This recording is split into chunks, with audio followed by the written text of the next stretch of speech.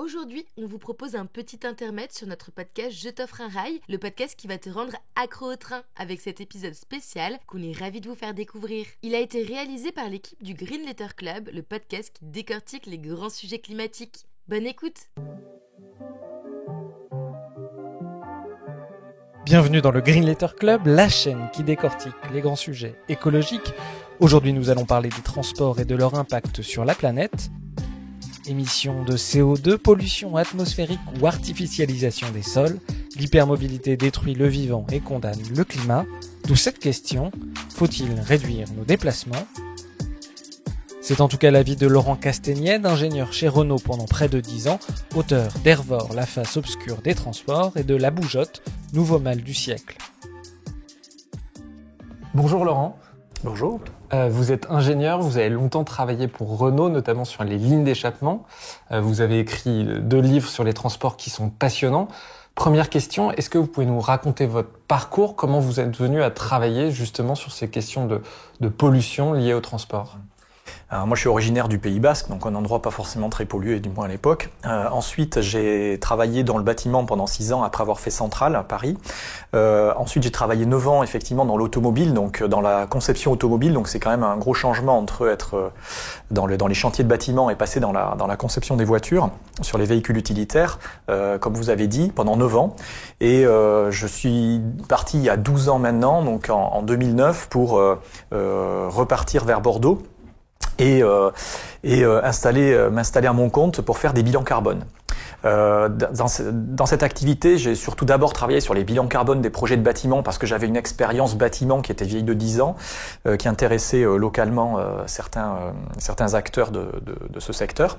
Et puis j'ai eu un peu moins de missions à un moment qui fait que je me suis dégagé du temps et je me suis dit tiens, je vais commencer à documenter sérieusement les transports parce que j'ai pas de clients dans les transports alors que j'ai quand même passé une petite décennie dedans et bon an mal an ça a fini par converger vers un livre assez important, un petit pavé sur la pollution des transports qui est donc le livre Hervor qui est sorti en 2018. Relativement dans l'anonymat au départ, mais petit à petit, il se trouve que ce livre sur la pollution des transports, quand on regarde en librairie les livres sur les transports qui sont centrés sur les transports, c'est essentiellement le progrès technique. Associé à une marque, associé à un type de véhicule, il y a quand même assez peu de livres qui sont entièrement consacrés à des dégâts collatéraux des transports, si ce n'est un chapitre des fois dans des livres écologiques. Donc ce livre s'est retrouvé un peu seul et c'est peut-être pour ça que les médias s'y sont intéressés et donc depuis 4 ans, effectivement, je suis passé régulièrement dans certains médias en tant qu'expert indépendant des transports. Voilà. Et il y a 2 ans et demi, donc en 2019, mon éditeur me disait ça serait intéressant que vous sortiez un petit livre en fait associé au transport dans une autre collection.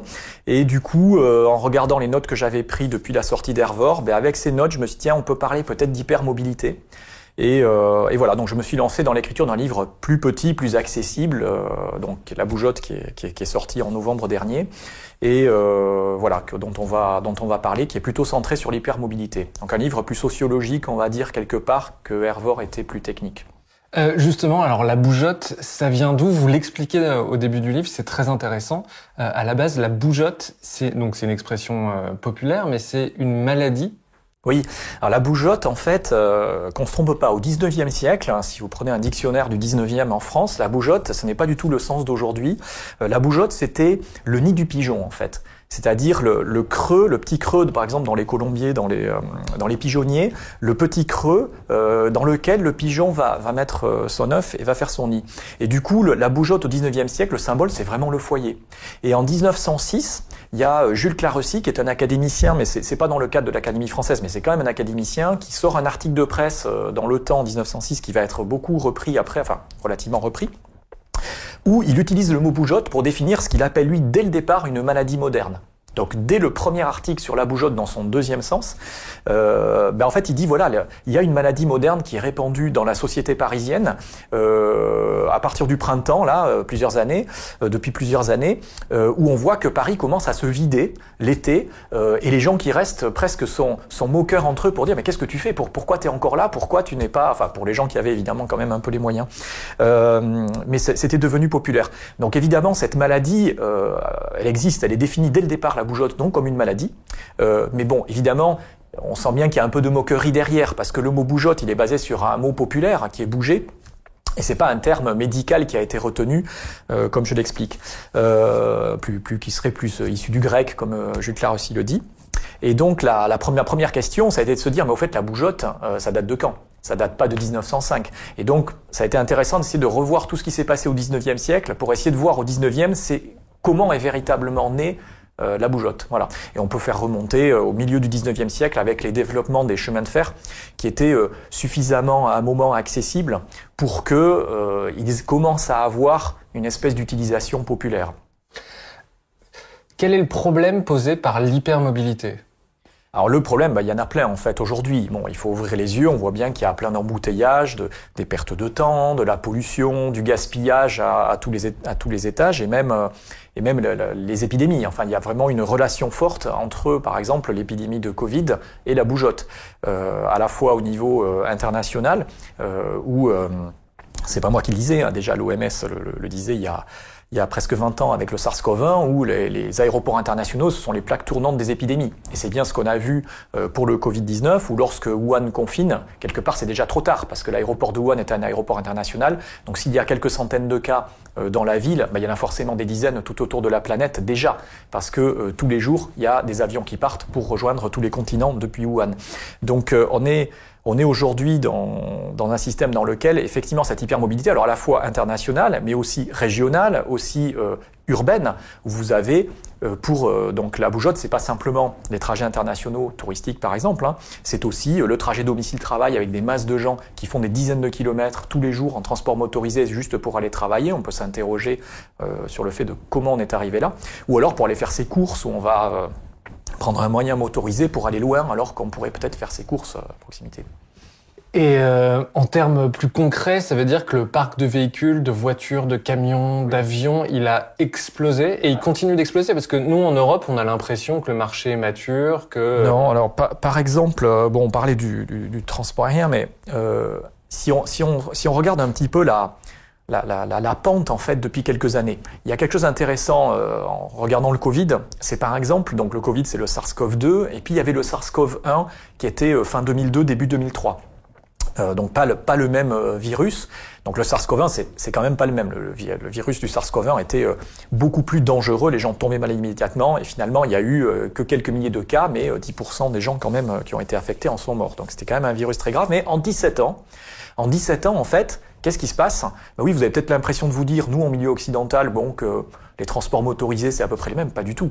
En 17 ans, le transport aérien international, donc on va dire le vecteur de la pandémisation des épidémies, ou de l'accélération de la pandémisation, en 17 ans, il y a plus de 3 fois plus de passagers qui prennent l'avion tous les jours entre 2002, début 2003 et 2019, tout début 2020. Plus de 3 fois plus de passagers tous les jours de l'année qui changent de pays en avion, plus de 3 fois plus en 17 ans. Et les transports motorisés ensuite au niveau régional, local, ça a quasiment doublé. C'est-à-dire le parc de voitures, les trajets en train, tout ça, en moyenne, ça a quasiment doublé en 17 ans.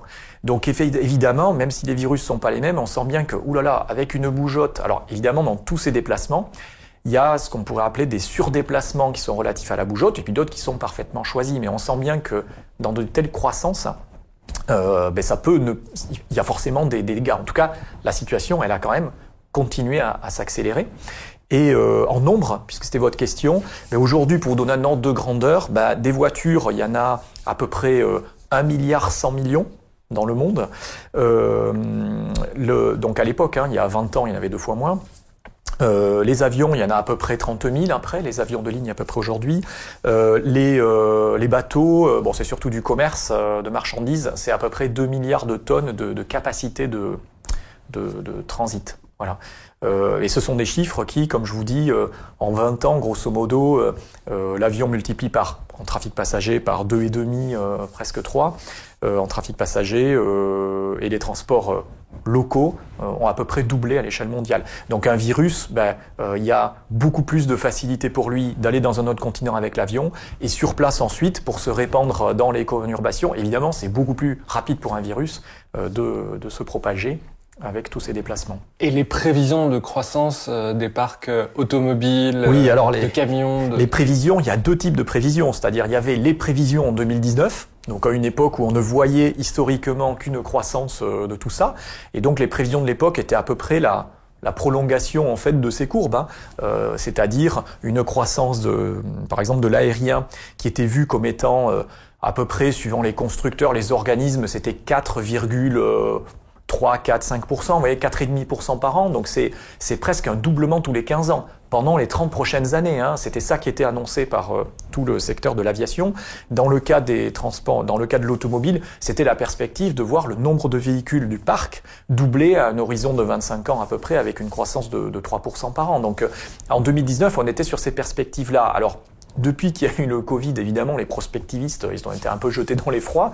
Et donc, tout d'un coup, on n'a plus vu de prospective déjà pendant une année. Et puis, on sent bien qu'il y a une espèce de volonté de plan de relance, on va dire, purement économique, qui consiste à vouloir injecter de l'argent à tout prix pour retourner le plus rapidement à la situation de 2019 et à gommer, à la fois gommer sur les courbes et gommer de la mémoire l'épidémie. Il faut voir que historiquement, les pandémies, les historiens ont du mal souvent à les documenter. Parce qu'en fait, dès qu'on en est sorti, la première volonté, ça a été de les oublier. Donc du coup, on a d'un côté la volonté économique de tout relancer, et donc sans se poser de questions du tout sur, en fait, par exemple, la relation entre les transports et l'épidémie. Comme je l'ai dit, c'est-à-dire que il faut bien voir que on a eu, au niveau, on va dire, politique, une logique un peu de pompier autour de cette épidémie. Évidemment, on découvre la chose, on est un peu comme un incendie, on fait comme on peut avec les moyens qu'on a. Ça, on va pas trop on peut critiquer évidemment, mais c'est sûr que c'est très compliqué de prendre des décisions. Par contre, ce qu'il faut pas, c'est être un pompier pyromane. C'est-à-dire si on n'analyse pas les raisons pour lesquelles l'épidémie est devenue une pandémie aussi facilement, et à l'intérieur de ces raisons, il y a la bougeotte, à ce moment-là, si on n'a qu'une envie en sortant, c'est que les gens se déplacent encore plus, mais on va créer encore plus les conditions pour qu'une prochaine épidémie soit encore plus rapidement une pandémie. Voilà. Et la rapidité est un dégât, puisque si le virus se propage plus rapidement, du coup, le temps de mise au point des vaccins et des médicaments, lui, c'est à peu près le même temps. Donc, si on arrive à ralentir la propagation ou qu'elle soit moins rapide simplement, on sent bien qu'on aura plus de temps pour développer les moyens médicaux. Il y a aussi une course au gigantisme dans les infrastructures qui sont développées pour les transports. Oui, ça va avec. C'est-à-dire que cette progression du nombre dont on a parlé, elle est associée à une progression des infrastructures elles-mêmes, simplement pour les faire circuler. Alors, les deux s'appelant mutuellement. Pour sortir des chiffres, s'il y en a un, moi, qui me frappe pas mal, c'est de voir, par exemple, sur le secteur routier, entre 2010 et 2040 à peu près, la quantité de routes, dans tout confondu, voies terrestres, si vous les construites, c'est à peu près, d'après la source doit être l'IEA, enfin toutes les sources sont indiquées dans mes livres, c'est 25 millions de kilomètres de routes. Et 25 millions de kilomètres de route, si vous dites, allez, c'est à peu près 8 mètres de large, pourquoi 8 mètres? Parce qu'on est à peu près 8 milliards d'habitants. En fait, vous vous rendez compte, ça fait 25, donc ce qui va être construit de 2010 à 2040, c'est 25 mètres carrés de route par habitant de la Terre. Donc le sol d'une route, si vous voulez, entre les différentes structures, l'enrobé en général, etc., vous vous dites, mais c'est d'une qualité, on pourrait vivre quelque part dessus. Et donc là, on se rend compte que, waouh, on a peut-être déjà dépassé aujourd'hui le fait que le sol, en fait, des véhicules pour circuler, la surface, elle est peut-être déjà supérieure au sol des gens pour habiter. Et ça, c'est terrible, de se rendre compte de cette différence, d'allouer plus d'espace de sol aux véhicules qu'aux gens. Ça frappe l'esprit, je trouve. Alors, si on parle des transports, c'est évidemment parce que c'est un des principaux postes d'émissions de gaz à effet de serre. Pour avoir des chiffres en tête, ça représente quoi sur les émissions de gaz à effet de serre? Il ne faut pas se tromper quand on prend les camemberts, par exemple du GIEC ou autre, la part de camembert des transports tourne autour de 20. Mais en fait, attention, dans les parts de camembert que vous voyez, c'est un camembert qui fait 100%. Mais en fait, les transports, c'est pas juste ce qui sort des pots d'échappement des voitures et des tuyères des avions ou des cheminées des locomotives pour celles qui sont encore au fossile. Donc au charbon ou au fioul, au gazole. Il y a aussi les infrastructures. Donc en fait, il faut et la fabrication des moyens. Donc en fait, quand on s'amuse à aller extraire des parts de camembert, des infrastructures, des parts de camembert de l'industrie, ah non mais il y a un morceau de l'industrie, c'est la fabrication des moyens jusqu'au parking, les routes, les garages, vous voyez tout le béton qui est derrière. Enfin, béton, c'est très émetteur, par exemple. Ouais, donc pour répondre à votre question là, la part globale, si vous voulez, des transports incluant la fabrication des moyens et des infrastructures et leur entretien, on arrive à 30% à peu près. Donc on va dire un petit tiers. Donc 30% du total des émissions de gaz à effet de serre. Après, il n'y a pas que les gaz à effet de serre. Après, on peut parler des polluants. Les polluants, alors là, c'est compliqué parce qu'il faudrait faire polluant par polluant, c'est-à-dire les oxydes d'azote d'un côté, les particules. Bon, je dirais qu'en ordre de grandeur, on peut retenir aussi un tiers. Alors les oxydes d'azote, c'est plus. Les particules, c'est très compliqué parce que les particules, elles sont toutes différentes, alors que les oxydes d'azote, c'est un gaz. Donc là, on peut faire des additions plus facilement et des comparaisons et des parts. Bon, on va retenir un tiers, si vous voulez, ou 30%. Bon, dans ces 30%, grosso modo, pour faire des chiffres arrondis faciles à retenir, on peut dire que on va retenir des arrondis 40, 30, 40, à l'intérieur des 30%. 40%, 30%, 20%, 10% et 1 et 2. Donc l'addition de ça aux arrondis près, c'est 100%. 40, ça va être à peu près les voitures, grosso modo. 30, ça va être les camions. 20, ça va être les avions. 10, ça va être les bateaux. Et 1, 2, ça va être les trains. Voilà, grosso modo, c'est à peu près ça. Dans les veines de l'aviation, on parle de gaz à effet de serre au sens global, c'est-à-dire à la fois le CO2, mais aussi l'équivalent en gaz à effet de serre des traînées de condensation qu'on voit dans le ciel. Donc voilà. Qui est de l'eau, mais qui a un effet radiatif. Alors il n'y a pas que l'eau, hein. Il y a l'eau qui va effectivement jouer le rôle de fin nuage. Bref, plus la nébulosité derrière, mais il y a aussi les oxydes d'azote qui vont avec, une partie des particules. Enfin voilà, c'est l'ensemble de ce qui est rejeté par l'avion. Qui a un effet, d'ailleurs pour certains des composés qui est un effet refroidissant, mais d'autres réchauffant, et l'ensemble a un effet qui, proportionnellement au CO2, selon les dernières études récentes, varie entre autant d'effets que le CO2 à le double d'effet du CO2. Donc on va dire, en étant gentil, on va considérer que les traînées de condensation, ça double l'effet du CO2 directement qui sort du réacteur. Oui, c'est un effet qui est encore assez mal connu. Donc 40, 30, 20, 10, 1 ou 2. Justement, il y a un sujet dont on parle assez peu, c'est les camions. Les camions, c'est extrêmement émetteur de gaz à effet de serre, de pollution en général. Oui. Alors les camions, oui, je vous ai pas dit tout à l'heure. Donc les camions, c'est à peu près 400 millions, grosso modo. 1 milliard et quelques de voitures, 400 millions de camions aujourd'hui. Les 2 roues, je l'ai pas dit, c'était on va dire, un demi-milliard, quoi, grosso modo, de 2 roues motorisées. Voilà. Donc du coup les camions, oui. Alors les camions, c'est comme je vous ai dit, c'est à peu près 30%. Après, bon, et voilà, il faut se poser la question pourquoi on a tant de transport,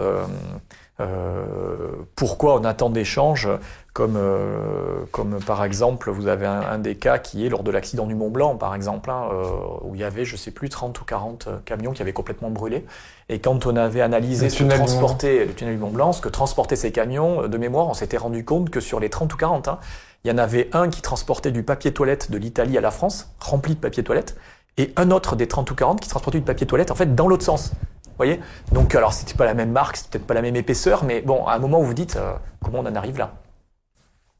Il y a un effet qui est peut-être anecdotique, mais qui montre l'impact des transports sur le climat. C'est qu'il atténue l'effet albédo. Les suies déposées sur les neiges atténuent l'effet albédo. Atténue l'effet, augmente l'albédo. Ça dépend dans quel sens on prend. En gros, ce que ça signifie, c'est que effectivement, quand les scientifiques vont des fois vers le pôle Nord, par exemple, font des prélèvements, en fait, ils se rendent compte qu'ils retrouvent sur le sol, qui est censé être immaculé, mais en fait, il n'est pas complètement immaculé. On retrouve des particules, en fait, donc qui sont pas du coup émises localement, ils se passent rien localement, donc qui arrivent à traverser des grandes régions pour se déposer. Et du coup, le blanc immaculé qui reflète très très bien les rayons lumineux est très légèrement grisé. Et du coup, alors déjà, réchauffe un petit peu plus l'air, accélère la fonte et participe au fait que ensuite vous avez carrément des régions blanches qui deviennent boueuses. Et là, à ce moment-là, tout d'un coup, vous avez un effet démultiplié qui est localement, l'air devient plus chaud parce que avant c'était parfaitement blanc, provisoirement ça a été légèrement très gris, très clair, et puis là tout d'un coup ça devient de la boue à certains endroits, et là du coup ça réchauffe le climat localement. Parce et donc que les rayons du soleil... Parce que les rayons du soleil, du coup, chauffent. Enfin, quand vous êtes habillé avec un t-shirt noir, par exemple, vous sentez bien que vous commencez à avoir chaud si c'est en plein soleil, alors que si c'est un t-shirt blanc, là, ça va beaucoup mieux. Et si votre t-shirt était gris clair, vous sentirez un peu une situation intermédiaire en termes de de non-réflexion qui reportent dans l'espace des rayons lumineux. Et ce qui est intéressant de se rendre compte, c'est que par exemple à l'époque où on a commencé à faire un bonus-malus sur le diesel, où on disait, tiens, le CO2, le diesel émet moins de CO2, donc on va avoir un bonus. Et bien à l'époque du bonus-malus, à une époque par exemple où il n'y avait pas l'obligation du tout de mettre un filtre à particules, rétrospectivement, on se rend compte en fait que si on avait compté l'effet des particules qui en fait pour une partie se redépose et change l'albédo comme vous avez dit, et donc il y a une équivalence, les scientifiques sont occupés de ça, de voir quelle est l'équivalence en émissions de gaz à effet de serre de ces particules déposées. Et bien on se rendrait compte en équivalence que à l'époque, un diesel sans filtre à particules, en fait vu du climat c'était autant que l'essence. Donc par exemple pendant plusieurs années les aides qu'on a faites qui étaient différentes entre les véhicules, mais en fait rétrospectivement elles étaient par exemple injustifiées. Donc l'albédo, c'est pas négligeable. Et même nos particules émises chez nous en métropole, en France métropolitaine, peuvent se retrouver pour partie sur des surfaces blanches, pas forcément que dans le cercle polaire, aussi sur des zones blanches qui se retrouvent légèrement. Ouais, ou dans l'Himalaya, par exemple, c'est très présent. Il y a un sujet qui est intéressant, c'est que l'apparition des transports motorisés a changé notre rapport à l'espace. Les villes se sont étendues à mesure qu'on a développé les transports motorisés. Ah oui, alors bon, ça c'est effectivement, alors pour essayer de sans se lancer dans trop d'un récapitulatif historique, mais déjà au milieu du 19e, on commence à voir le phénomène en Angleterre. Bon, c'est le berceau de la révolution industrielle, c'est là où les trams vont se développer en premier, il y a la Railway Mania, etc. Donc à partir de 1840, 1850, 1860, on commence à voir en fait, par exemple, les ouvriers, des ouvriers anglais qui commencent à s'installer à 10, 15 km grâce au transport quotidien, vous voyez, pour commencer à faire du domicile-travail à 15, 20 km de chez eux, grâce au transport motorisé. Donc là, on a des premières phases d'étalement liées au transport motorisé au milieu du 19e siècle, d'abord en Angleterre, et puis au bout de quelques années, vous avez ça exactement qui va se développer d'abord dans les capitales européennes, puis aux États-Unis, avec cet étalement urbain qui est vraiment fondé sur le développement du transport ferré, qui commence à être assez bon marché pour des gens qui peuvent se permettre finalement de le prendre quotidiennement. Donc ça c'est un peu le début. Ensuite vous avez par exemple Wells. Alors si on prend Herbert George Wells qui sort un livre en 1900 qui s'appelle Anticipation, dans lequel donc c'est un auteur de science-fiction, mais là il écrit un livre d'anticipation où il explique très bien dans l'intro en disant attention, ce livre est un livre d'anticipation, c'est très sérieux, j'ai bien réfléchi, à mon avis dans l'an 2000, donc il se projette à 100 ans, et là il explique que l'analyse qu'il fait de l'urbanité depuis plusieurs siècles, c'est que la taille en fait des grandes villes du monde, elle est liée à la distance que vous pouvez faire en 1 heure. Et donc il explique que d'après lui, les grandes villes du monde qui en fait, à partir d'une certaine taille, arrêtaient de grandir. C'était des nouvelles villes qui grandissaient à partir d'à peu près 1 heure de marche du centre. Voilà. Donc il disait comme la marche c'est 6 km/h. Bon voilà. En fait les grandes villes du monde faisaient 6 km de rayon à peu près maximum pendant plusieurs siècles. Celles qui ont commencé à s'équiper de chevaux en quantité pouvaient grandir à 10-12 km. Bon, ça c'est son constat. Par exemple Paris 19e.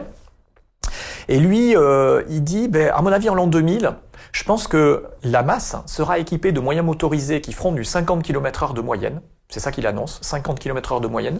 Donc les très grandes villes du monde feront 50 km de rayon. Parce que, en fait, ce qui gouverne la taille des villes, c'est le trajet qu'on peut faire en 1 heure, avec le moyen de masse à disposition.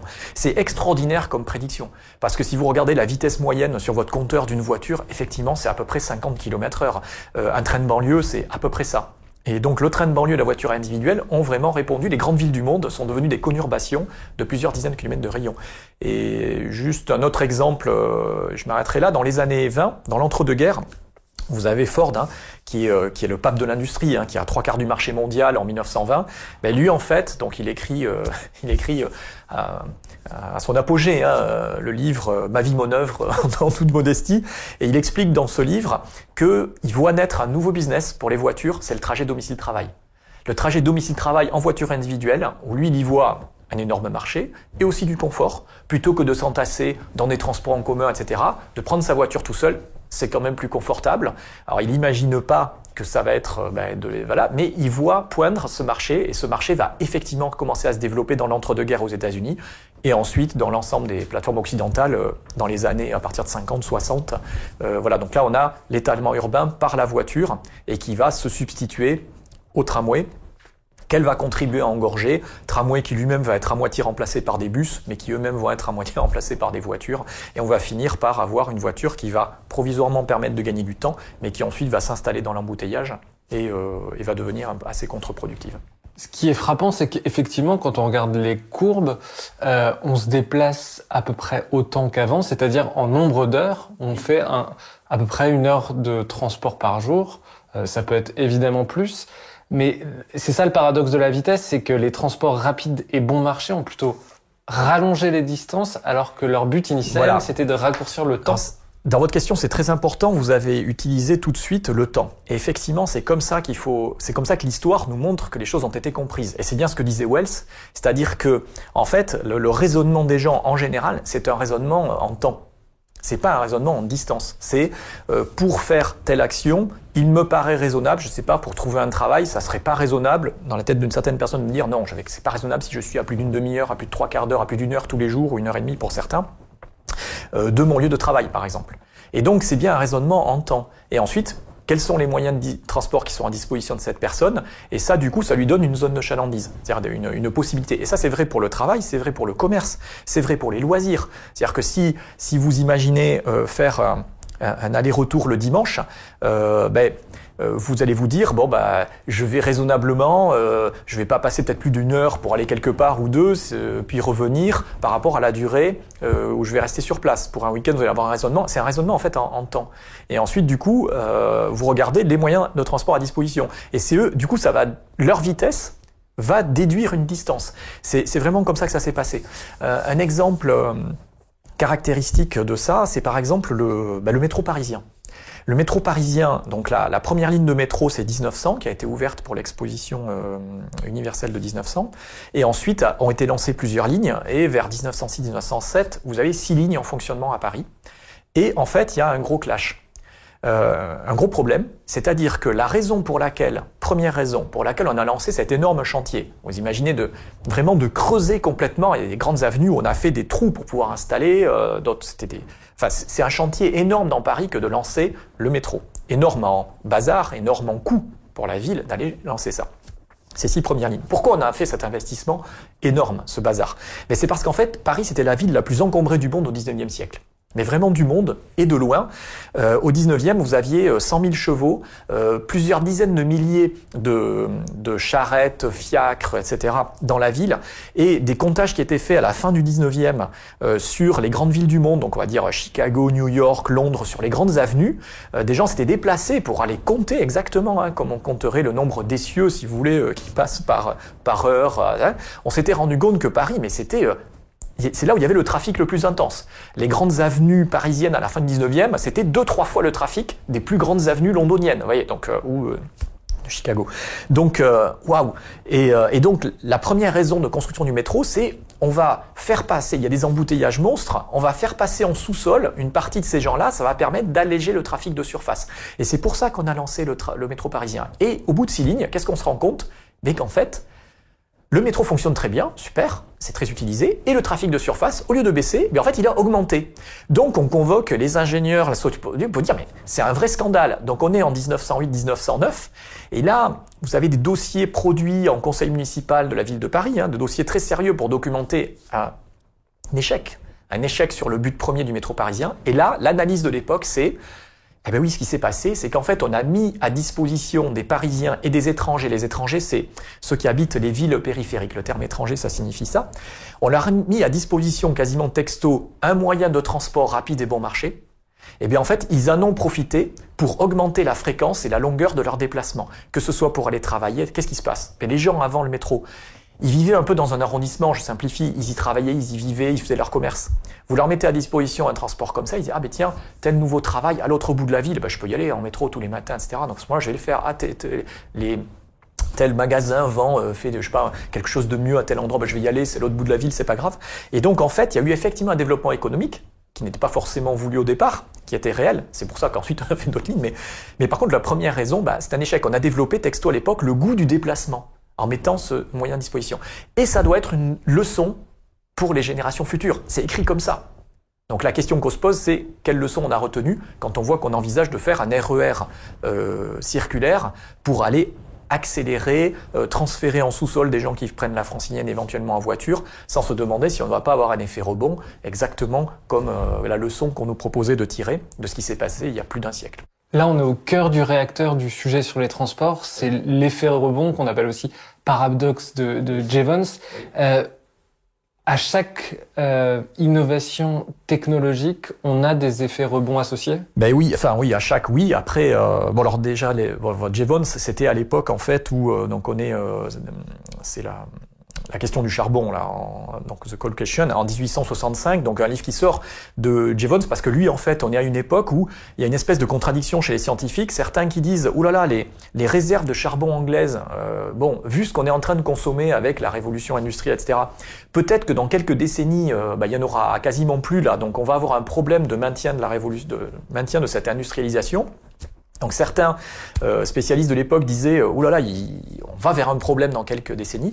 D'autres qui disaient non, c'est pas grave parce qu'en fait là, on voit bien chaque année la machine à vapeur pour produire autant de travail, on utilise de moins en moins de charbon grâce au progrès technique. Et donc Stanley Jevons, il se penche sur ce sujet avec ces deux discours, certains alarmistes et d'autres qui disent non, c'est pas grave, on fait des progrès techniques, on consomme de moins en moins de charbon à chaque fois. Donc il analyse tout ça et qu'est-ce qu'il en sort de son analyse, c'est de dire non, en fait on commet une erreur. Certes, effectivement, le progrès technique va se continuer certainement, etc. Et on consomme de moins en moins de charbon pour obtenir le même travail d'une machine, mais comme elle devient plus économiquement intéressante, en fait, elle se multiplie. Le nombre de machines se multiplie, leur puissance grossit, on crée des nouveaux marchés. Et donc, du coup, c'est pas parce que unitairement il y a du progrès technique qu'automatiquement on va ne pas avoir un problème de réserve. Donc c'est là qu'il commence à... c'est l'effet rebond dont on parle. Voilà, c'est pas parce qu'on a du progrès technique. Le progrès technique, il a un effet rebond. Et ça, on le retrouve aujourd'hui sur plein de sujets. Par exemple, prenons l'automobile et l'aviation. Il y a des sujets extraordinaires qui sont, par exemple, est-ce que vous avez une idée depuis 1950, à peu près, en 70 ans, quel est pour faire un certain trajet, quel est le gain en consommation de carburant et effet sur le climat, par exemple, de l'automobile et de l'aviation depuis 70 ans. Alors, vous pouvez vous dire, tiens, on a gagné la moitié, etc. Et en fait, le gain, c'est à peu près zéro. C'est extraordinaire parce que, en litres au 100, une voiture conçue dans les années 30, donc avec la guerre, on va dire, elle est sortie en 45-50, mais les ingénieurs des années 30, à l'époque, ils considéraient que la consommation en litres au 100 d'une voiture, c'était à peu près autant de litres au 100 que de centaines de kilos de masse à vide. Okay, autant de litres au 100 que de centaines de kilos de masse à vide. Quel est le poids des voitures à l'époque qui sortent, on va dire, des années 40? Mais en gros, les petites voitures, c'est même pas 500 kilos. Et les grosses, ça peut aller, disons, vraiment les grosses, aller jusqu'à 1,5 tonne, 2 tonnes. Donc en fait, vous êtes entre 5 litres au 100 et 20 litres au 100. Aujourd'hui, la consommation des voitures, on va dire à essence, etc. Les petites voitures en ordre de grandeur, c'est à peu près 5 litres au 100.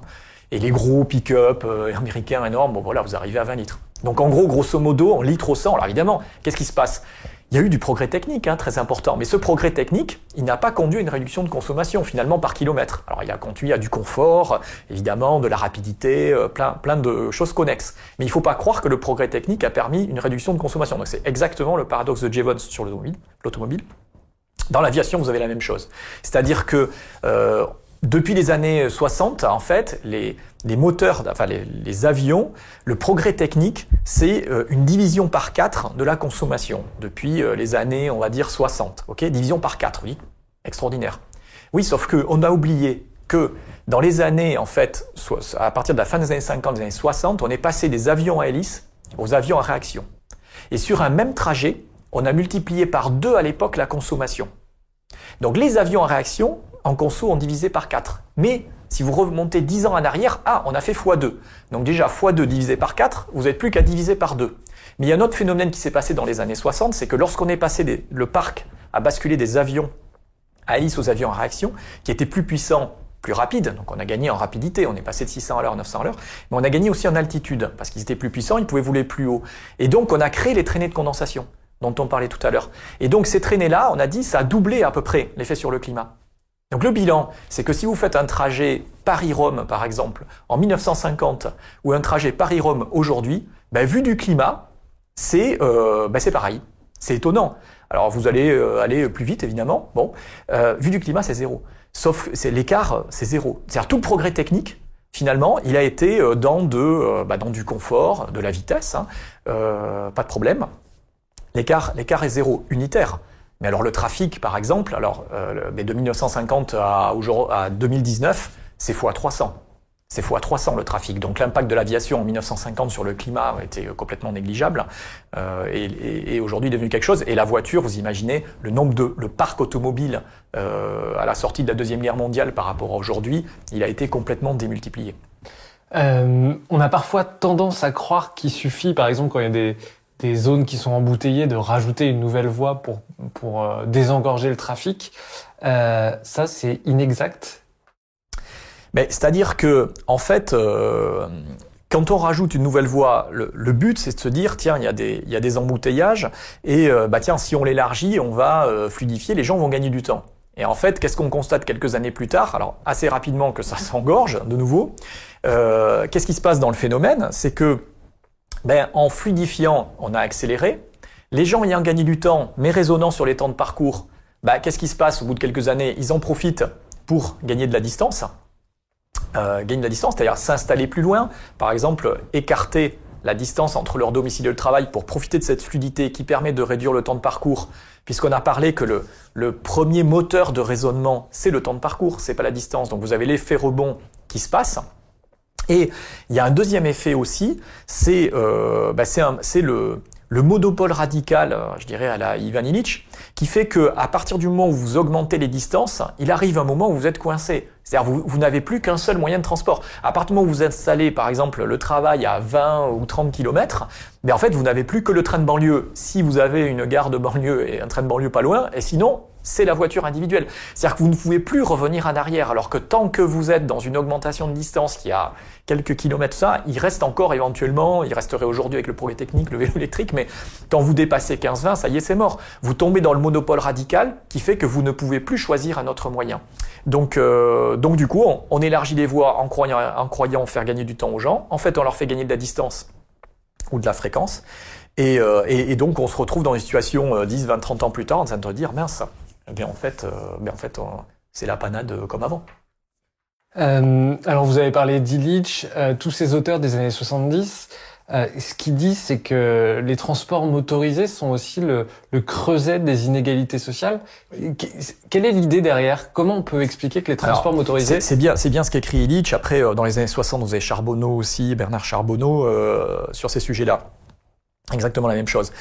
L'inégalité, c'est le creuset des inégalités sociales certainement, entre un mélange entre un peu du Thorstein Veblen, c'est-à-dire Thorstein Veblen, c'est 1899, la théorisation de la classe oisive, avec le fait que les personnes qui sont dans l'échelle sociale et la bourgeoisie assez aisée, qui veulent se distinguer d'une certaine manière par leur consommation. Et du coup, pour bien montrer qu'ils ne sont pas, que les gens qui sont dans la classe sociale inférieure ne sont pas leur égal, et sauf que les autres, en fait, ils bavent un peu en voyant l'industrie en baissant les coûts arrive à faire baisser les coûts pour que les gens de la classe d'en dessous arrivent à accéder à la consommation des gens aisés, qui eux-mêmes, voyant les gens qui consomment comme eux, veulent se distinguer différemment. Et donc, Thorstein Veblen a expliqué comment on avait un développement de la consommation mimétique ostentatoire avec toujours un appel vers le haut, vers plus de consommation de la classe aisée et de chacune des classes qui regardait la classe du dessus et qui voulait la copier. Bon. Et là, on se retrouve un peu dans la même chose, c'est-à-dire que quand vous avez une situation où, vu le moyen de transport que vous avez à votre disposition, ça vous donne une zone de chalandise. Donc là, je parle bien de la zone de chalandise de celui qui décide. Ça peut être une zone de chalandise de se dire le travail que je peux prendre, vu le moyen de transport que j'ai et sa vitesse, du coup, c'est un certain rayon. Okay. Si vous êtes quelque part plus aisé que les autres, vous pouvez accéder à un moyen de transport plus rapide qui va être plus cher. Et du coup, vous pouvez augmenter votre zone de chalandise, donc vos choix. Là, j'ai parlé de domicile-travail, mais ça peut être pareil pour le commerce, le loisir, pareil. Mais donc, les gens plus aisés vont accéder à des moyens plus rapides, avoir une zone plus grande, mais ces moyens baissant en coût, la classe d'en dessous va pouvoir ensuite accéder. C'est ce qui s'est passé, par exemple, pour l'automobile dans les années 70 en France, par exemple. En 1960, c'est une minorité du ménage qui ont une voiture. Vous comprenez bien que ceux qui ont un véhicule, du coup, ils peuvent aller plus vite que les autres, donc accéder à des loisirs, travail, etc., à une distance plus longue. Donc, eux, ils ont un avantage concurrentiel par rapport aux autres. Mais la voiture, petit à petit, baissant en coût, va va être accessible à de plus en plus de la population. Après un moment, presque tous les ménages, enfin une majorité de ménages vont avoir un véhicule. Donc ceux qui provisoirement avaient un avantage concurrentiel, mais vont le perdre. Parce que tout le monde va se mettre à être équipé de mêmes voitures qui vont pas forcément être plus rapides les unes que les autres, vu que quand même sur la route on est relativement limité, même si on a une voiture puissante. Donc voilà, donc vous avez cette inégalité sociale qui en fait est régulièrement en partie gommée, mais ceux qui peuvent aller plus vite quand même arrivent à trouver régulièrement des moyens un peu plus rapides pour toujours avoir une longueur d'avance. Mais ça reste provisoire. Et le bilan, c'est qu'on n'arrête pas de s'étaler à la fin. C'est-à-dire qu'au départ, les gens riches ont des voitures alors que les autres n'en ont pas. Ensuite, ils prennent le train. Exactement. Ensuite, ils ont des voitures à un moment un peu plus rapide, éventuellement plus confortable. Donc, ça leur permet éventuellement d'envisager des trajets. Voilà, vous n'avez pas que la vitesse. Voilà. Il y a un autre phénomène, c'est que les voitures, le transport, c'est quelque chose de très cher, alors que au 19e, on se déplaçait beaucoup à pied beaucoup à pied. Même avant les années 60, on se déplaçait beaucoup à pied. Aujourd'hui, on passe notre vie à acheter une voiture, c'est ça la réalité? Oui, alors vous dites c'est très cher. En fait, c'est un gros budget. Voilà, je pense que le problème, c'est que les transports motorisés sont au contraire pas chers. Mais ils sont assez bon marché, qui fait qu'on est quand même très largement équipé. Mais à la fin, comme on profite de gagner de la distance, on se retrouve avec une grosse partie du budget. Tout le problème des gilets jaunes, c'est ça. C'est des gens qui ont un budget voiture qui est très important. Et du coup, on se demande, mince, comment on est arrivé là? Comment en sortir? Et donc, le gros du sujet, on peut dire, c'est de se demander, est-ce qu'il faut baisser encore les transports, le prix, pour qu'on dépense moins d'argent à ça? Mais on sent bien que si on baisse le prix, est-ce qu'on va pas créer un effet rebond sur la consommation, en fait? Voilà. Donc, ou alors, est-ce qu'au contraire, il faut renchérir? Mais renchérir, les gens qui ont fait leur calcul économique sur la base d'un certain prix d'aujourd'hui et qui se sont installés dans une certaine fréquence, un certain usage, si vous leur augmentez le prix marginal, ils se retrouvent dans la rue ou sur les ronds-points. Donc la question, c'est, en gros, la question fondamentale des transports, c'est pour moi, c'est est-ce que les carburants, est-ce qu'il faut qu'on considère que c'est de la pomme de terre ou est-ce que c'est du tabac, si vous voulez? Si on considère que c'est de la pomme de terre, ça veut dire que c'est un aliment de première nécessité. Donc à ce moment-là, on va dire non, il faut que les carburants ils soient détaxés, c'est vraiment trop cher pour les gens, c'est trop gros budget. Il faut absolument... Bon, si on fait ça, la réponse, on la connaît déjà. En gros, c'est ce qui s'est passé aux États-Unis depuis une centaine d'années, c'est-à-dire où l'essence était très peu taxée par rapport à chez nous. Les différences, c'est le coût de l'essence, on n'imagine pas trop aujourd'hui, parce que l'essence, proportionnellement à son prix hors taxe aujourd'hui, elle est en fait elle est peu taxée, parce que c'est à peu près la moitié du prix de l'essence aujourd'hui, et la moitié c'est la valeur hors taxe. C'était pas du tout le cas dans l'histoire. L'essence était à plus de 80% taxée avant les années 50. Elle était vendue vraiment 3, 4 fois, 5 fois le prix hors taxe, ou d'arriver plusieurs fois le prix d'arrivée dans les ports, alors qu'aux États-Unis, elle était quasiment vendue sans taxe. Donc qu'est-ce qui s'est passé? Le résultat d'aujourd'hui, c'est que les voitures américaines, le parc américain de véhicules, il est 500 kilos plus lourd. En moyenne, les voitures, les gens habitent 5 km plus loin. Aux États-Unis, le trajet domicile-travail, c'est 20 km en moyenne. Nous, c'est 15. Donc, vous voyez, si l'essence est très peu taxée, qu'est-ce qui se passe? Vous avez effet rebond sur la taille des véhicules, sur leur consommation, sur les distances. Donc, a priori, c'est une très mauvaise réponse pour nos problématiques climatiques et même simplement d'argent. Si vous baissez le prix, après, on va se retrouver dans des distances plus longues et des consommations plus grandes. Deuxième solution, c'est du tabac. Et le tabac, c'est quoi? Ça veut dire paquet neutre, donc interdiction des publicités sur les SUV, essence plus chère, comme le paquet de cigarettes. Mais par contre, l'État doit être là, comme dans le cas du tabac, de se dire c'est du tabac, c'est une addiction. Et là, on va aider les gens qui sont addicts. Donc exemple, un gilet jaune qui a son travail à 30 km, qui a sa voiture, il est obligé, il n'a pas d'autre solution. Il va falloir voir comment aider à la fois financièrement et au sens pratique, pour à la fois soutenir financièrement, mais pas pour leur financer leur litre d'essence, pour leur financer de l'argent, pour que provisoirement, évidemment, leur budget n'explose pas, mais de manière forfaitaire, pour que, au cas par cas, on puisse voir comment, tel cas, est-ce qu'on peut pas délocaliser du travail, relocaliser des gens pour que les distances se mettent à se réduire, ou que les fréquences d'aller-retour au travail diminuent sans effet rebond sur la distance, on pourra en parler, pour diminuer cette dépendance. Voilà, comme si on fait du paquet neutre, on finance les patchs, voilà. Et à ce moment-là, mais il y a deux philosophies. Aujourd'hui, on n'a pas tranché sur le sujet. Alors là, vous parliez du coût marginal, autrement dit, d'un calcul microéconomique ou d'un calcul individuelle. Ce dont on parle assez peu, c'est du coût de la voiture et des transports motorisés individuels pour la société en général.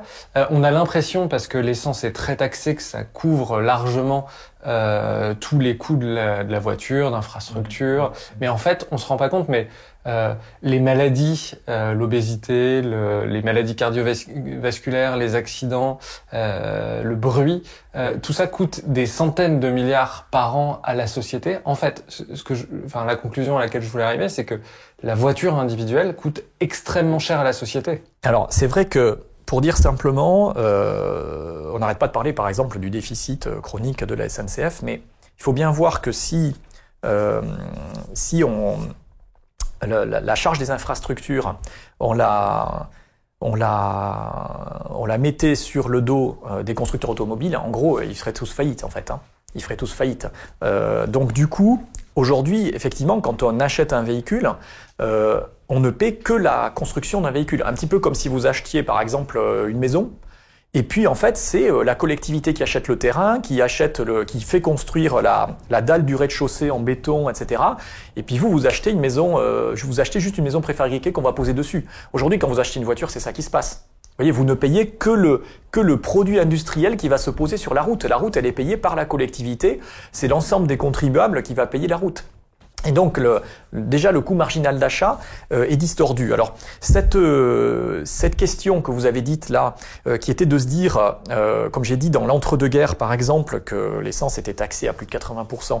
Et donc, déjà, les associations d'automobilistes à l'époque dénonçaient en disant l'essence est trop chère, et puis même la voiture. Il y avait une myriade de taxes. Aujourd'hui, on n'a plus qu'une taxe sur l'essence, on n'a même plus la vignette, etc. Mais à l'époque, il y avait vraiment, je sais plus, mais une dizaine de taxes différentes. Donc, les associations d'automobilistes pestaient dans l'entre-deux-guerres en disant non, mais l'automobiliste, c'est la vache à lait de l'État et du contribuable.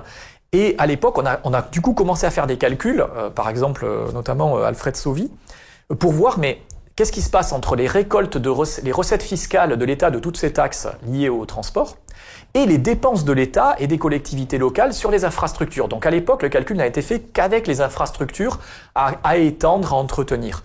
Et à l'époque, dans les années 30, on se rend compte, ben non, malgré toutes les taxes perçues, qui étaient très nombreuses, très importantes, ça ne couvrait pas les dépenses en infrastructure. C'est-à-dire que les associations d'automobilistes qui se plaignaient que l'automobiliste était la vache à lait du contribuable, mais la résultat du calcul, c'était que c'était en fait l'inverse. C'est-à-dire que, en fait, c'est le contribuable qui finançait l'automobiliste, dans un équilibre financier qui ne prenait en compte que les infrastructures. Dans les années 60, il y a eu de nouveaux débats, parce que l'essence était toujours très taxée. Des calculs ont été refaits, aboutissant exactement à la même conclusion, c'est-à-dire les taxes toujours très importantes sur les carburants ne couvraient pas, ainsi que les vignettes, ne couvraient pas les dépenses d'infrastructure. Aujourd'hui, la situation elle serait clairement encore pire. Alors certes, par rapport à l'époque, on est un peu moins dans l'extension, je parle de la France, on est un peu moins dans l'extension des infrastructures, par contre on a encore toujours beaucoup d'entretien, mais comme vous l'avez souligné, il y a tout à fait d'autres dépenses aujourd'hui qui ne sont pas couvertes du point de vue marginal par celui qui prend la décision d'acheter un véhicule et de rouler avec. Et en fait, effectivement, vous avez dit toutes les histoires de la pollution, toutes les maladies, la sécurité sociale qui finance les gens qui sont malades de la pollution de l'air, c'est pas du tout les automobilistes qui les financent, c'est la collectivité. Sur les accidents, même s'il y a les assurances payées par le conducteur, elles ne couvrent pas la totalité des dépenses des accidents.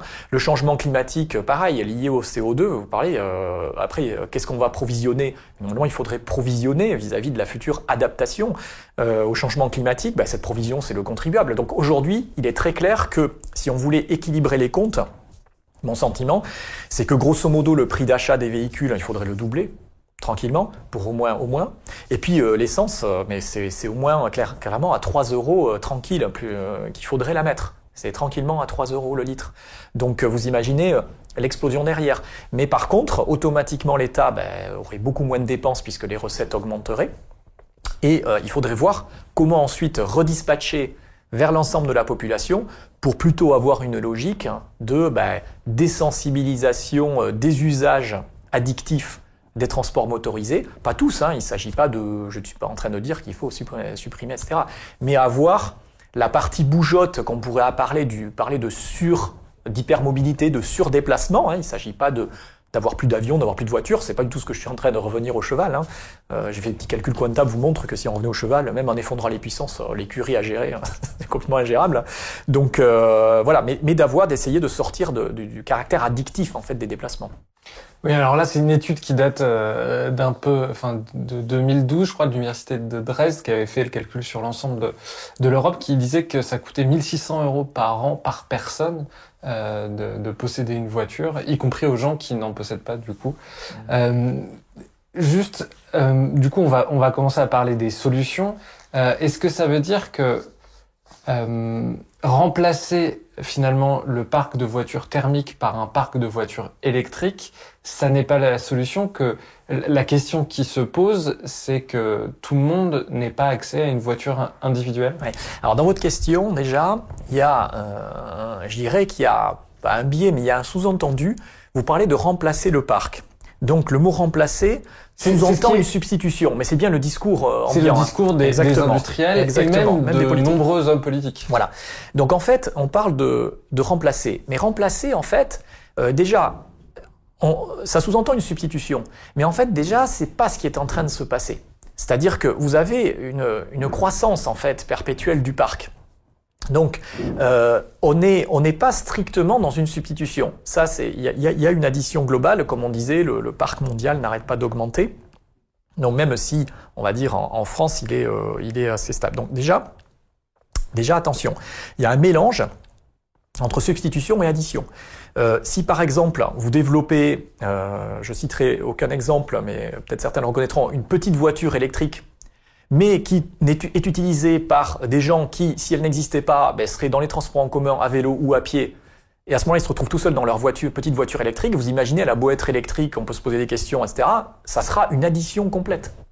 Même si éventuellement au kilomètre, elle est un peu moins carbonée, éventuellement, ça sera une addition. Donc il faut bien faire attention déjà, dans la question, se demander, mais attends, est-ce qu'on est vraiment dans la substitution pure ou est-ce qu'on est dans l'addition? Ensuite, dans le cas de la voiture électrique, il y a un autre sujet qui est que le fait que on a une batterie qui est quand même très émissive, qui a un impact environnemental à fabriquer, qui du coup, lorsque la voiture démarre, elle vient d'être fabriquée, elle fait son premier kilomètre, la version électrique, en fait, elle a eu plus d'impact à sa fabrication. Donc, si on développe parmi ce parc des voitures électriques qui roulent peu, à ce moment-là, on va jamais en fait amortir. Si ce sont les véhicules thermiques qui roulent pas beaucoup qu'on transforme en électrique, on aura du mal à amortir la fabrication de la batterie. Bon, ça c'est un premier point. Ensuite, le deuxième, c'est la substitution. Pour comprendre la fabrication de la batterie, c'est parce qu'il y a des métaux et que ces métaux, la métallurgie, ça demande énormément de CO2 à produire. Il y a à la fois l'extraction, mais il y a aussi le millefeuille à fabriquer. Une batterie, c'est vraiment, on est un peu dans l'électronique, si vous voulez, et donc il y a beaucoup d'électricité dans les étapes successives. Électricité qui est, alors après la question c'est est-ce qu'elle est charbonnée cette électricité parce que les usines sont par exemple en Chine? Est-ce qu'elle est un peu moins par chez nous? Mais par chez nous, attention, il faut faire très attention. C'est pas parce qu'en France, par exemple, on a une électricité moyenne, pas trop carbonée. Là, on est en train d'augmenter la demande. Donc on est plutôt en électricité marginale, une augmentation de demande, donc les calculs sont plus complexes et souvent beaucoup plus carbonés. Si on se demande, ah oui, mais on augmente la demande électrique, à la fois parce qu'on construit une nouvelle usine qui va fabriquer des batteries par exemple, et puis après on va faire rouler des voitures qui vont se recharger.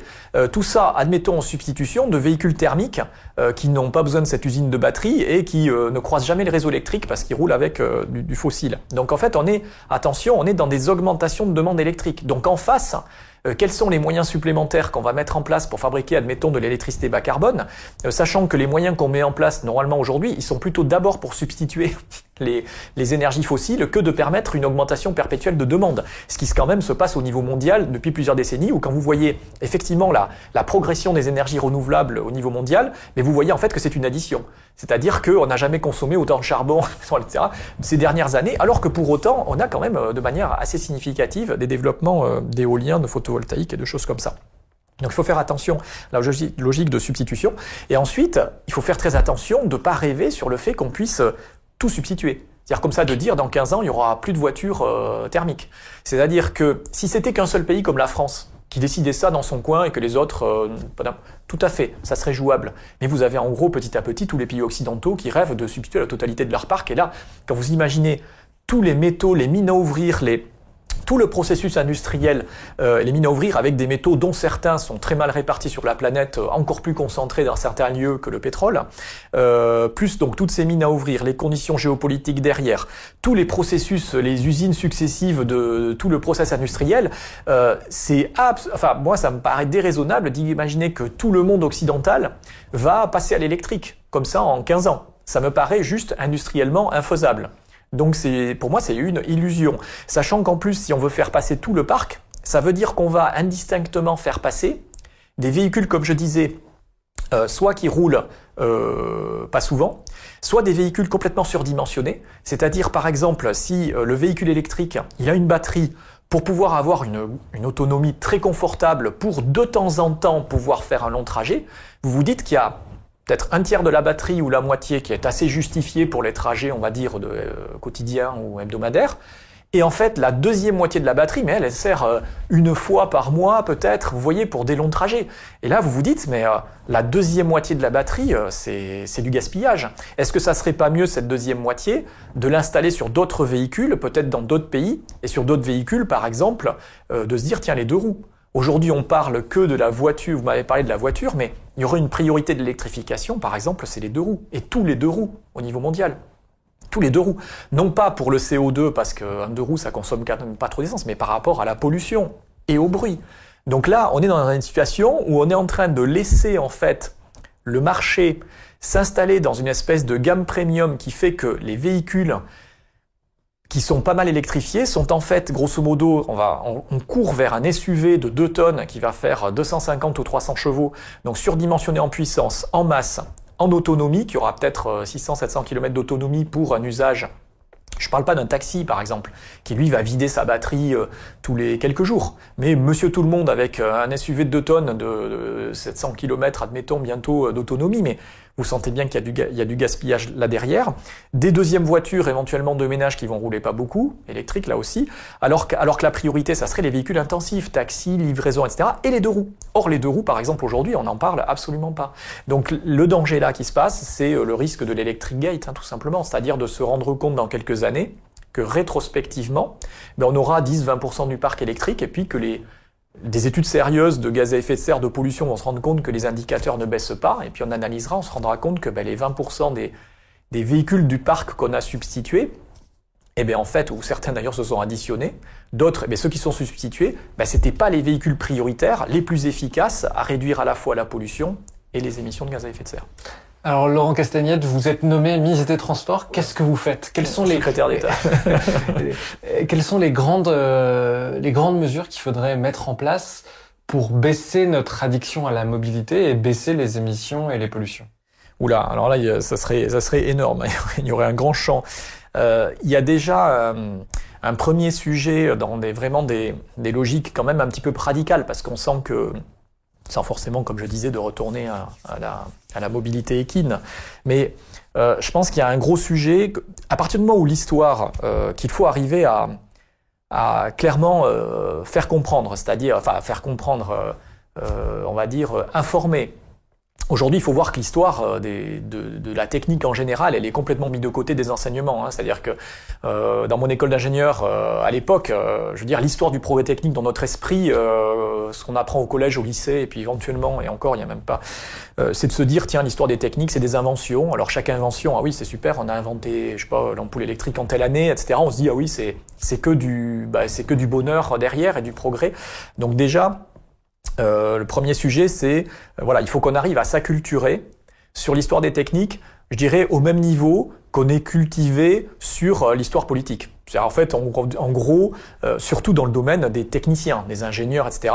C'est-à-dire qu'ils aient un peu la même connaissance de l'histoire que des gens qui sont, je sais pas moi, à Sciences Po, qui font ils savent que, comme tout le monde, il y a eu des guerres, etc., que la démocratie, c'est pas forcément si rose que ça, il y a des contre-exemples parfois qui ont conduit à des régimes totalitaires. Donc voilà, de dire que l'histoire de la politique, c'est pas juste tout le monde est heureux, il y a des guerres, des massacres, tout ça, on le sait. Voilà, donc quelqu'un on a tous une connaissance politique de l'histoire. Donc il faudrait déjà que l'histoire des techniques soit quand même connue d'un petit peu tout le monde, plus particulièrement de gens dont c'est le métier.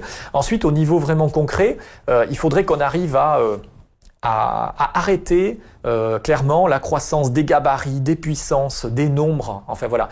Et dans la croissance donc des puissances, des gabarits, des véritables réglementations sur la vitesse par exemple, mais qui soient liées directement au véhicule. C'est-à-dire que par exemple aujourd'hui vous êtes limité à 130 sur autoroute, mais la voiture moyenne neuve française, sa vitesse de pointe, vous regardez les catalogues, la vitesse moyenne de la voiture française neuve vendue aujourd'hui, c'est 180 km/h. Alors qu'en fait, nos routes sont limitées à 130. Et ça, c'est la moyenne. Vous avez au milieu des voitures qui... Donc déjà, vous dites, mais c'est pas possible. Donc déjà, la première question, et derrière, vous avez un surdimensionnement, en fait, clairement, c'est-à-dire de la masse, des renforts et tout ça, pour que ce véhicule puisse rouler à ces vitesses-là. Donc déjà, limiter la vitesse, brider les véhicules, et ça peut être aussi dans l'aviation, les nouveaux avions qui volent moins vite, à 600 à l'heure, plus bas, enlever les traînées de condensation complètement, voler à 7000 mètres. Vous voyez, des véritables réglementations qui fassent baisser la puissance intrinsèque et la vitesse réelle des véhicules. Et puis leur nombre, pardon. Oui. Sur la masse, pour avoir une idée en tête, par exemple, une 2 chevaux, ça pesait moins de 500 kilos, et aujourd'hui, la voiture moyenne, elle a plus d'une tonne 2, une tonne 3. Voilà, oui, tout à fait. Alors, la voiture moyenne en France, oui, parce que, comme je vous ai dit, c'est 500 kilos plus lourd. Aux États-Unis, on est plutôt à une tonne 9, là où nous, on doit être à une tonne 3, une tonne 4, selon que vous regardez la France, l'Europe, ou le Japon, c'est dans ces eaux-là, et un décalage avec les États-Unis.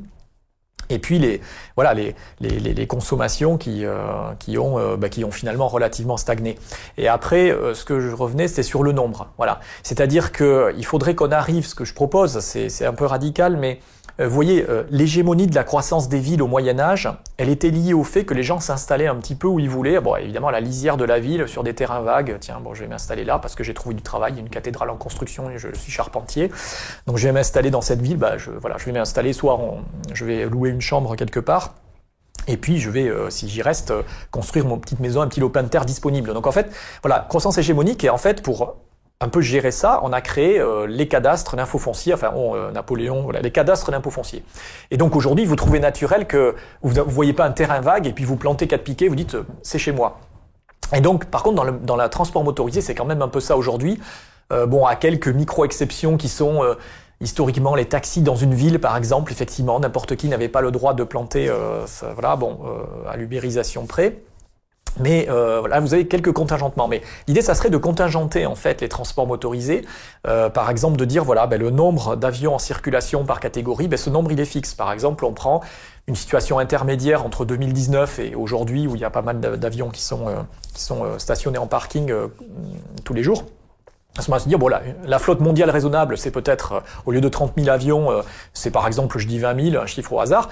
Proportionnellement à la situation 2019 par compagnie. Et à ce moment-là, ça veut dire qu'une compagnie, pour pouvoir croître, il faut qu'elle en rachète une autre, en fait. Ok ? Et si elle met un avion à la casse, elle peut en acheter un neuf. Mais par contre, elle n'achète pas un neuf pour augmenter sa capacité intrinsèque. Et pareil pour tous les transports motorisés, même les voitures. Aujourd'hui, vous pouvez acheter 3 voitures si vous voulez. Et à ce moment-là, on aurait donc la logique foncière, c'est-à-dire que acheter un véhicule, déjà son prix, on a parlé d'augmenter, mais de se dire, il y aurait aussi le droit d'en avoir un. Donc ça serait la valeur foncière mobile liée au transport motorisé. Donc du coup, ça renchérirait évidemment le coût des transports. Le but étant de stabiliser au niveau mondial les parcs. Mais si on fait ça, donc ça va forcément renchérir, mais c'est l'un des buts quand même, marginalement, les véhicules. On stabilise le parc, donc à ce moment-là, on peut s'attendre à ce que le progrès technique, enfin, fasse réduire les consommations, parce que jusqu'ici, les avions plus économes, ils étaient tellement plus nombreux chaque année que les gains en consommation, ils étaient complètement supplantés de plusieurs fois. Gains en consommation d'1% par an, avec une croissance de 5% par an, chaque année on consomme plus de kérosène avec des avions moins unitairement consommateurs. Vous voyez, l'automobile, on est dans la même situation. Donc ça, il y aurait un problème social derrière, parce que grosso modo, on diviserait par 2 la production, puisqu'aujourd'hui, que ce soit les voitures, les avions, en ordre de grandeur, un véhicule sur 2, il sert à substituer un qui part à la casse, et un sur 2, il sert à étendre en fait le parc. Si vous faites un calcul au niveau mondial, vous allez voir que c'est à peu près ça les ordres de grandeur. Donc là, à ce moment-là, on diviserait par 2 la production. Donc ça veut dire qu'il y a un sujet social en termes de production, mais par contre je parle vraiment de production des pièces, parce que des pièces et des véhicules. En revanche, en termes de développement, ce que je vous raconte, c'est beaucoup de boulot. Parce que si tout de suite on se dit que les nouveaux avions dans 3-4 ans ils vont voler à 600 à l'heure, etc., ça veut dire que dardard, il faut faire le nouvel A320, je parle d'Airbus mais pareil chez Boeing, qui serait avec des nouvelles ailes, 4 turbopropulseurs, évidemment pas des avions, pas des hélices des années 50, on parle bien des turbopropulseurs modernes, certainement je dirais plutôt 4 à la place des 2 réacteurs. Donc là il y a du boulot pour plusieurs années pour sortir dans 3-4 ans un avion qui va optimiser pour voler à 600 à l'heure. 7000 mètres, hein, pas de traînée de condensation, ou plus aucune. Il vole à 600 à l'heure. À ce moment-là, on va réduire les vitesses, réduire les consos, renchérir, parce que même s'il consomme un peu moins, il y aura plus de frais d'avion, de personnel de bord. Hein. Voilà, donc on rentrerait dans une logique qui serait à l'inverse de ce qui s'est passé depuis des décennies, qui a consisté à baisser le prix, augmenter les vitesses de tous les transports et qui a conduit par effet rebond à la situation actuelle, et de se dire si on veut vraiment infléchir le système, en fait si la racine du mal c'est bien ce raisonnement, ça veut dire que c'est ce raisonnement, ce sont les conditions de départ qu'il faut qu'on change pour espérer obtenir un résultat et pas simplement, sans connaître l'histoire, se dire on passe trop de temps dans les transports, il faut les accélérer. C'est trop cher, c'est un trop gros budget, il faut en baisser le prix. Je veux dire, ça fait 150 ans, à peu près, qu'on sait que c'est une illusion. On en a parlé tout à l'heure. Dernière question, votre thèse du coup c'est d'aller vers une réduction de la mobilité, on l'a bien compris. Est-ce que vous auriez un message à donner aux gens qui nous écoutent ? Disons que le message ça serait vraiment un peu de reconsidérer la vitesse en fait, grosso modo. C'est-à-dire de questionner la vitesse. Alors évidemment, philosophiquement ça peut aller beaucoup plus largement que simplement raisonner sur les transports. Mais se dire qu'il faut qu'on questionne simplement la vitesse et l'efficacité de la vitesse par rapport au temps qu'on y passe. Voilà. C'est-à-dire que c'est ça, c'est se questionner sur la vitesse et se rendre compte que, en fait, on raisonne sur le temps et que la vitesse est souvent une illusion de gain de temps. Et à ce moment-là, si on reprend conscience de la valeur du temps, ça veut dire que les trajets vont être a priori plus longs. Donc du coup, on va peut-être y aller moins souvent, mais rester plus souvent sur place, réintégrer la valeur du trajet, ça c'est pour le loisir.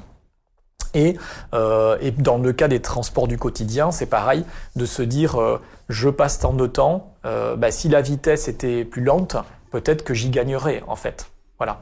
Alors qu'on a aujourd'hui un discours qui est plutôt vous y gagnerez si la vitesse s'accélère. Voilà, donc c'est vraiment questionner l'importance de la vitesse, de l'idéologie de la vitesse dans nos mentalités. Laurent Castagnède, un grand merci d'être venu dans le Green Letter Club. Merci à vous. Et à bientôt. Merci.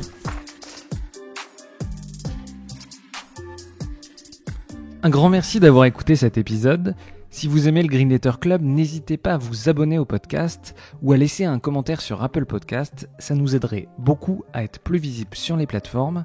Nous n'avons aujourd'hui qu'une petite trentaine de commentaires alors que vous êtes des milliers à nous écouter chaque semaine. Un grand merci et à bientôt.